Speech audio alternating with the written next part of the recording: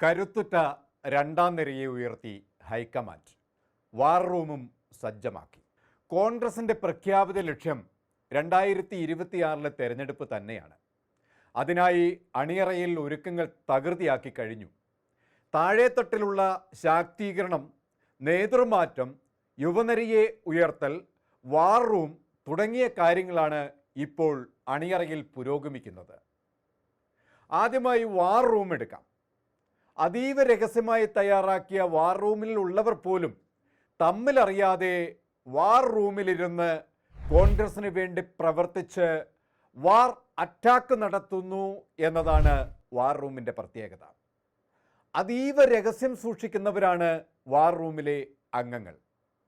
ഒരജ്ഞാതനായ capital secret മാൻ്റെ നിർദ്ദേശത്തിലായിരിക്കും രഹസ്യ നീക്കങ്ങൾ plan ചെയ്യുക.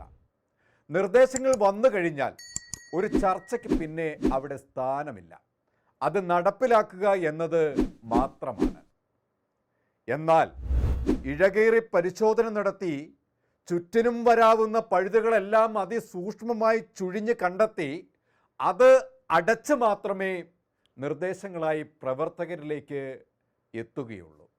അതാണ് വാർ റൂമിൻ്റെ പ്രത്യേകത. 2. ഈ രണ്ടാം നിരയെ ഉയർത്തുന്ന തീരുമാനം ഭാവിയിലേക്കുള്ള കോൺഗ്രസിൻ്റെ പ്രതീക്ഷകളെ വർദ്ധിപ്പിക്കുന്ന തരത്തിലുള്ള ഏറ്റവും പുതിയ നീക്കമാണ് രണ്ടാം നിര നേതൃത്വത്തെ ഉയർത്തിക്കൊണ്ടുവരിക എന്നത്. പരമ്പരാഗതമായി നിലകൊണ്ട നേതാക്കളൊക്കെ ഇന്ന് പതിറ്റാണ്ടുകളുടെ സേവന പാരമ്പര്യം വയ്ക്കുന്നവരാണ്.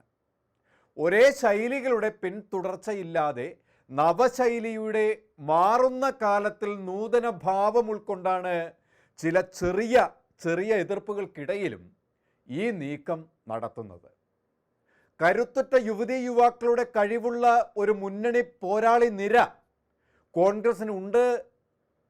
ഏത് പ്രതിസന്ധി ഘട്ടങ്ങളിലും ഉറച്ച ചങ്കുറപ്പോടെ വാദിക്കാനും പ്രതിരോധിക്കാനും പ്രതിഷേധിക്കാനും അവർ യുദ്ധമുഖത്ത് സർവസജ്ജരായി ഉണർന്നിരിപ്പുണ്ട്. അത് തന്നെയാണ് ഇന്ന് കോൺഗ്രസിൻ്റെ ശക്തിയും.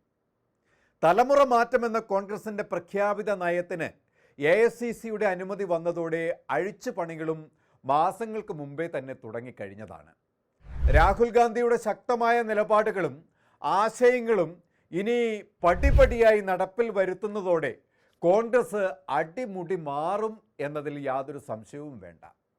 ഇവർ ഇനി പുതിയ കാലത്തിൻ്റെ കോൺഗ്രസിൻ്റെ ശബ്ദമാകുമ്പോൾ പുതിയൊരു ഊർജമാണ് കേരളത്തിൽ സംഭവിക്കുക.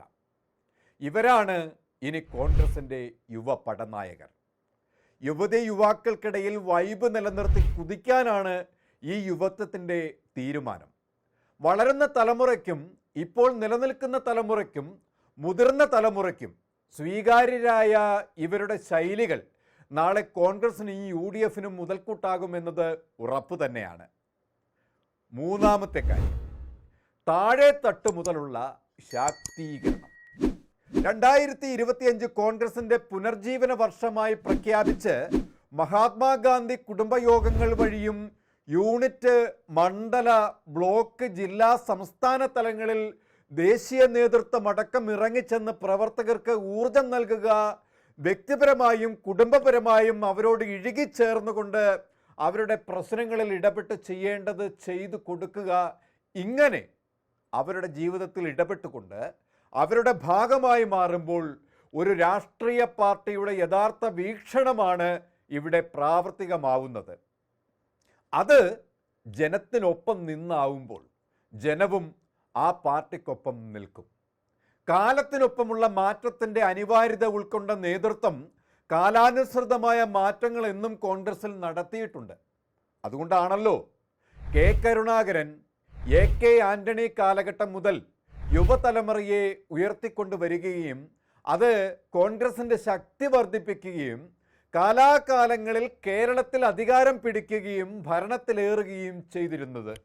കേരള ചരിത്രത്തിലാദ്യമായി 2 ടൈം പ്രതിപക്ഷത്തിരിക്കുന്ന കോൺഗ്രസിന് അടുത്ത തവണ ഭരണം പിടിക്കേണ്ടത് ഒരു ജീവൻ മരണ പോരാട്ടമായി തീർന്നിരിക്കുകയാണ്. അതിൻ്റെ ഭാഗമായാണ് ഭരണഘടനാ പ്രവർത്തനത്തിലൂടെ കോൺഗ്രസിനൊപ്പം വളർന്നു വന്ന ഈ യുവനിരയെ മുന്നോട്ട് കൊണ്ടുവരാൻ AICC നിർദ്ദേശിക്കുന്നത്, അത് നടപ്പിലാക്കുന്നത്.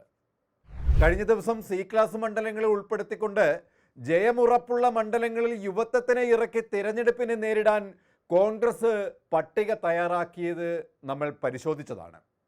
അതിന് പിന്നാലെയാണ് ഇപ്പോൾ കോൺഗ്രസിൽ തന്നെ യുവനിരയെ നേതൃസ്ഥാനത്ത് വിന്യസിപ്പിക്കാനുള്ള തീരുമാനം വരുന്നതും അത് നടപ്പിലാക്കാൻ നിർദ്ദേശം വന്നിരിക്കുന്നതും. 30ഓളം വരുന്ന യുവാക്കളും യുവതികളും അടങ്ങുന്ന പട്ടിക ആണിപ്പോൾ AICC പുറത്തുവിട്ടിരിക്കുന്നത്. ഈ ലിസ്റ്റിലേക്ക് ഇനിയും പേരുകൾ ചേർക്കപ്പെടാനുണ്ട് എന്നതിനാൽ പട്ടിക ഇപ്പോഴും പൂർണ്ണമല്ല എന്ന് ഓർമ്മിപ്പിക്കട്ടെ.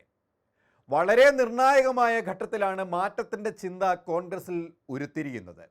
രാഹുൽ ഗാന്ധി അടക്കമുള്ള ദേശീയ നേതാക്കൾ നേരിട്ട് ഇടപെടുന്നതും കെ സുധാകരന് പകരം സണ്ണി ജോസഫ് KPCC അധ്യക്ഷ സ്ഥാനത്തേക്ക് വരികയും യുവാക്കളായ വർക്കിംഗ് പ്രസിഡന്റുമാരായി PC വിഷ്ണുനാഥ്, AP അനിൽകുമാർ, ഷാഫി പറമ്പിൽ എന്നിവരെ നിയമിക്കുകയും ചെയ്തു. തുടർന്ന് വളരെ ഗഹനമായി കോൺഗ്രസ് അകത്തളത്തിൽ നടന്ന ചർച്ചയ്ക്ക് ശേഷം പല ഘടകങ്ങളും പരിഗണിച്ചാണ് ഈ പുതിയ തീരുമാനമുണ്ടായത്. യുവനിരയുടെ വരവും വാർ റൂമും നേതൃമാറ്റവും ഒക്കെ കേരളത്തിലെ കോൺഗ്രസിൻ്റെ ഏറ്റവും നൂതനമായ കുതിച്ചുചാട്ടം എന്ന് തന്നെ വേണം കരുതാൻ. രാഹുൽ ഗാന്ധിയുടെ സാന്നിധ്യത്തിൽ ഉമ്മൻചാണ്ടിയും രമേശ് ചെന്നിത്തലയും ഡൽഹിയിൽ നടത്തിയ ചർച്ചയിലായിരുന്നു ഈ തീരുമാനങ്ങളൊക്കെ ഉരുത്തിരിഞ്ഞത്. അന്ന് രാഹുൽ ഗാന്ധി ഇരുവരോടുമായി പറഞ്ഞത്, നിങ്ങൾ പരമ്പരാഗത രീതികൾ തിരുത്തി പുതിയ ആളുകൾക്ക് അവസരം കൊടുക്കണം, അല്ലാതെ ഒരു പട്ടികയും എൻ്റെ മുന്നിൽ വരേണ്ട എന്നു തന്നെയായിരുന്നു. തികച്ചും ആർജവത്തോടെ കോൺഗ്രസിൻ്റെ ഭാവി മുന്നിൽ കണ്ട് രാഹുൽ ഗാന്ധി പറഞ്ഞത് അക്ഷരം പ്രതി പാലിക്കുമെന്ന് ഉറപ്പ് നൽകിയാണ് അന്ന് അവർ പിരിഞ്ഞത്. മടങ്ങി വന്നതിന് ശേഷം ഉമ്മൻചാണ്ടിയും രമേശ് ചെന്നിത്തലയും ആദ്യം ചെയ്തത് കോൺഗ്രസിലെ യുവ MLAമാരോടും യുവ നേതൃത്വങ്ങളോടും അഭിപ്രായം ആരായുകയായിരുന്നു. ഗ്രൂപ്പ് എന്നതിൻ്റെ പേരിൽ ആരെയും തഴയില്ല എന്നതും ഇരു നേതാക്കളും ഒന്നിച്ചെടുത്ത തീരുമാനമായിരുന്നു. തുടർന്ന് AICCയുടെ മേൽനോട്ടത്തിൽ ജനറൽ സെക്രട്ടറിമാരായ KC വേണുഗോപാലും താരിഖ് അൻവറും കേരളത്തിൽ തന്നെ നിലയുറപ്പിച്ച് പ്രവർത്തനങ്ങൾ ഏകോപിപ്പിച്ചിരുന്നു. ഇപ്പോഴിതാ ഉമ്മൻചാണ്ടിയുടെ വിയോഗത്തിലും ആ ജനകീയ നേതാവിൻ്റെ ഓർമ്മകളിൽ കോൺഗ്രസ് പുനർജീവിക്കുകയാണ്. ചെറുപ്പം ജയസാധ്യത വർദ്ധിപ്പിക്കുകയും ഊർജം പ്രവർത്തകരിലേക്ക് കൂടുതൽ എത്തിക്കാനും കഴിയുമെന്ന കണക്കുകൂട്ടലുകളാണ് ഇത്തരം നീക്കത്തിലേക്ക് കോൺഗ്രസ് തയ്യാറാവുന്നത്. ഈ പുതുനിര യുദ്ധസന്നദ്ധരായി കഴിഞ്ഞു. മുൻ നേതാക്കളോടൊപ്പം നിരതെറ്റാതെ അടുത്ത തെരഞ്ഞെടുപ്പിൽ അവർ നയിക്കും കോൺഗ്രസിനെ. ശക്തമായ ഒരു കുതിപ്പായിരിക്കും കേരളത്തിൽ അത് ഉണ്ടാക്കുക.